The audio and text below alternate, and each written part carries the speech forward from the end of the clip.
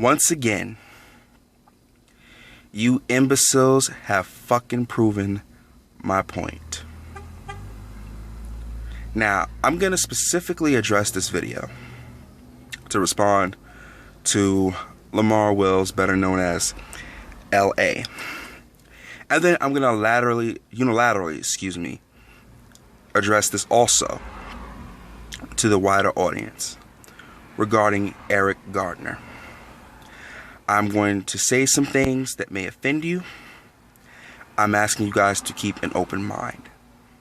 I am not going to go the direction of painless risen. I want to make that perfectly clear. I am in no way thinking along the same lines he is. However, I am going to speak about this objectively as possible. Now, it goes without saying that I usually have a very harsh criticism of black folks of today. But I'm not going to go and give my take on the situation. Mainly because I'm going to probably end up doing that on Freestyle Friday on the Wood Grain Show. And of course, many other people have expressed some of the same sentiments I have.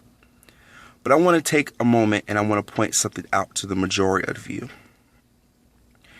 Let's make some things evidently clear. Number one, we do not have official cause of death for Mr. Eric Gardner. And I want to take a moment and extend my condolences to the family. Regardless of how you feel about it, a life was lost. I don't think people should trivialize it or use it for political ends to achieve some obscure objective that the public en masse cannot see nor touch or taste. Number two, it is becoming increasingly apparent to me that people are making this a race issue, and that is what I'm going to address in this video. And number three, and most importantly, I am going to sit around and debunk your position, LA, with simple logic, and I'm going to try to do this in under 10 minutes. Now, basically in your video, the sentiment of the argument is this. This black man was harassed, picked on, because the color of his skin, because of his weight, whatever cockamamie fucking reason you clowns make up to further your bullshit argument. Let's state some things for fact here. Number one, Mr. Gardner was arrested several times for selling untaxed cigarettes. Now, depending on where he was that day, if he's been arrested in that location before, that is given probable cause. Number two, I am not sure if this is true. I have yet to substantiate it for myself, but what I understand is that Mr. Gardner has filed several complaints for being treated very roughly by the police. Now, how does that all fit in? There's no way you can prove to me right now, based on what we know, that this is racially motivated. And what happens is, these coons out here are quick to decry racism. Now, some of y'all were listening to the Wood Grain Show last night, and you heard that blow up. You'll hear me explain everything on Friday, so if that's what you're looking for, you'll have to wait until then. I'm sorry. But getting into the meat of the matter, we don't know what motivated the attack. I theorize that the attack was more personal in nature than it being race-related. Because ask yourself, of all the black men you could have stopped that particular day, why him? I'll tell you why. The man has a history with the police. Now, in no way am I saying the police should be vindicated for the attack. Not at all. In fact, I am amongst the staunchest of people who believe that the police officers involved in the event, the one who did the choking, should evidently lose his badge and go the way of Justin Volpe. For those of you whose memory is a bit short, Justin Volpe was the man who sodomized Adler Louima in a police precinct bathroom with the handle of a plunger. Justin Volpe is, at least as far as I know of, is serving at least 30 years in prison. I do believe that officers should be arrested. I do believe all officers who contributed directly to that man's death, aside of the one who did the choking, should also serve time. I believe the city should be sued. I believe the EMTs should be charged criminally. But let's not lose sight of what we're talking about here. Y'all are calling this a racist crime because it's by happenstance that the officers are white and the victim is black. And what you don't fucking seem to understand is that this type of fucking fear-mongering creates an even bigger problem. What do I mean? Well, let me tell you. Number one, we as a people are always saying, well, we're always killing ourselves. We don't need no more help. Let me explain this to you on that tip. And I'm going to go a little bit further on a tangent and then get back on track for you. What you don't realize is that by fear-mongering this thing between the police and the community, it divides instead of bringing together. Now, not all cops are crooked and dirty. But an incident like this in some highly contentious areas of New York City, such as, the 77th precinct, the 79th precinct, in neighborhoods where there are a lot of black people, cops get nervous. The people are already on edge as is. And with a situation like this and people being fear-mongered, this is what fucking happens. A powder keg is dropped in the middle of the fucking hood. And the wrong person to sneeze, the wrong person to drop a freaking ember on it, and boom. This shit turns out into an all-out fucking war. And what happens is the community is going to lose. Why? Because next thing you know, martial law gets instituted. But see, that's not an argument you want to hear. He's white, he's black, he killed him because he was black. That's the end of it. That's your fucking position, right? Wrong. What I'm saying is, people, you need to stop speculating. Now to digress. It's apparent to me that you guys love to talk about when a white cop or somebody non-black who looks white kills a black person.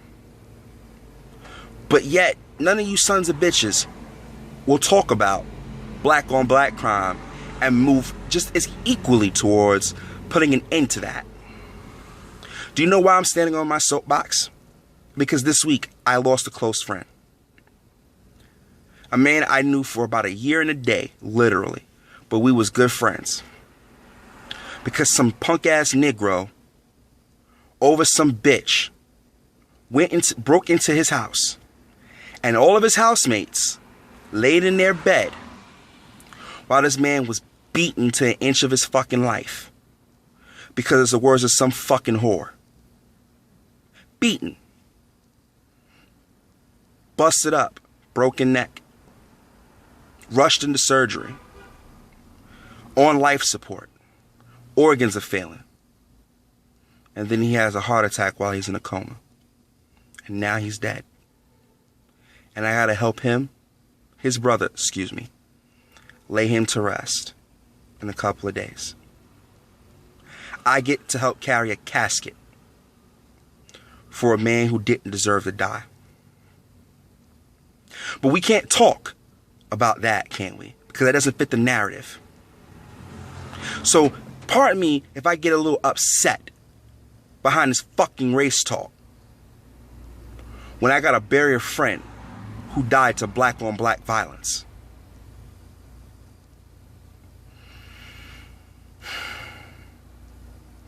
You're sitting around arguing about how coon-ass Negroes on YouTube always taking up for the white man. That's a fallacious argument. Number one. Because no one ever said these people got off, right? Or should get off. Now, I'm going to make a disclaimer at this point. The one person I think could even be close to that argument on this issue is Painless Risen. And that's not that I have a problem with this brother, but the things that he was saying, for the most part, although I agree with some of his observations, I could not get down with what he was saying overall. I just couldn't. What you have here is a group of over-aggressive police officers. For whatever reason, I think, had a personal axe to grind against this man. And I know I'm over 10 minutes, so fuck it. We just gonna get this out the way. They accosted this man. They used excessive force. This man is dead. And now, you sons of bitches are online politicizing his death, making this a race issue, fear-mongering, trying to stir up a fucking movement, when in the reality is, this is not the way you go about it. At all. But yet again, we can't talk about what the real issue is. LA and company. It's not the fact that this man was black, that's why he died. The fact that these cops were overusing force, illegal holds, is why he died. And that's not even official, because we don't know what really caused his death yet.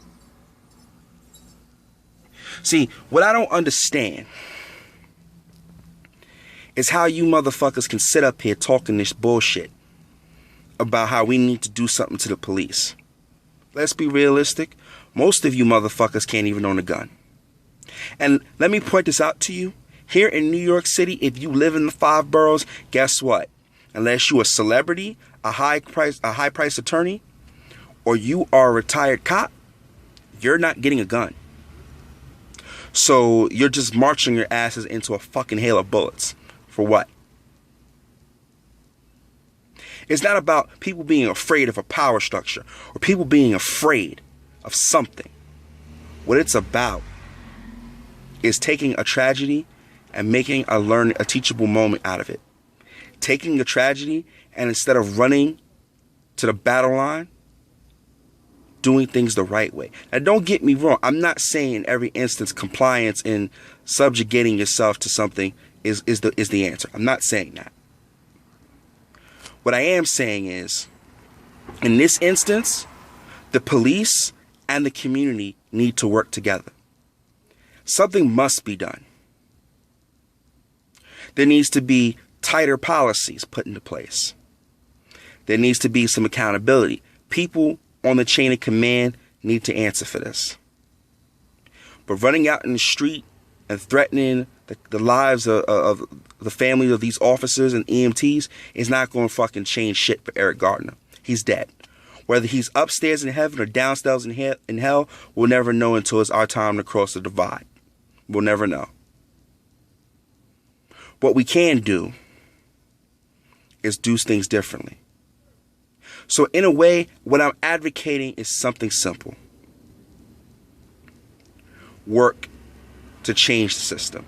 You don't always have to change the system trying to be civilly disobedient any more than you can always have to change the system by being by any means necessary. But in this case, we need to use your fucking brains. See, motherfuckers like this cat LA is going to get you fucking killed. Because what's going to happen is you're going to rise up and do some dumb shit and not think things through. And what ends up happening is you start self-perpetuate. You start this cyclical system of where an incident happens, retaliation, then in response to your retaliation, they're going to retaliate. And it's going to go backwards and forwards, backwards and forwards, backwards and forwards. And what ends up happening is people are dying. And at the end of the day, all that should be concerned is life, people. Life. I mean, I can't make this any more clear. There's so many different ways the situation could have been done differently on both sides. I don't think I need to point that out. You can go back and watch the tape, and you can see what the officers could have did differently, what the EMTs could have did differently, what the victim could have done differently. But we passed that point. So there's no point in saying what could have been done differently. I think each and every one of us as adults and teenagers watching this video can clearly see what could have been done differently. I know, honestly, as a black man coming up, who came up in this city, and who has seen his fair share, has been stopped, has been frisked before, I think that this is being blown way over the top by race-baiting liberals, politicians, activist groups, whoever you want to name. I think what we can do and what I want to see happen is I do want to see justice done for the family. I'm 100% behind that. I will support the family in any way that I can. Morally, I wish that right now my finances would allow me to come out of my pocket and support the family in getting a lawyer. In fact, I think I might just try to do a Kickstarter this weekend and get in contact with that family and start a Kickstarter so that these guys can get monies to go out and sue the fuck out the city. I think that's what I might do. But I want to be able to support the family spiritually, morally, emotionally, mentally. Because they lost a father, a brother, a spouse, an uncle. Number two, I do want to see justice served. I do want to see these officers involved go to prison for a long time. I want to see these EMTs go to prison for a long time. I highly doubt the police commissioner is going to resign on this one incident alone. I highly doubt that. But if there's a history of this shit happening under his watch, then yeah, I want to see him go too. I would like to see new policies put into place on how the NYPD should react in situations like this. I want to see that certain illegal techniques are never taught during the academy. I want to see that happen. That's what I want to have happen. More importantly, I really want to see the police reach out to the community and show that we're not all like those bad apples that are sitting on the hot seat right now. So that people can still feel safe in their own hoods, in their own communities, and are still able to trust the police. Because this is not a white thing, this is not a black thing, this is not a Latino thing or an Asian thing. This is a people thing. This is a society thing. Because just because it happened to a black man does not mean it can't happen to a white man or a Latino or an Asian or a native.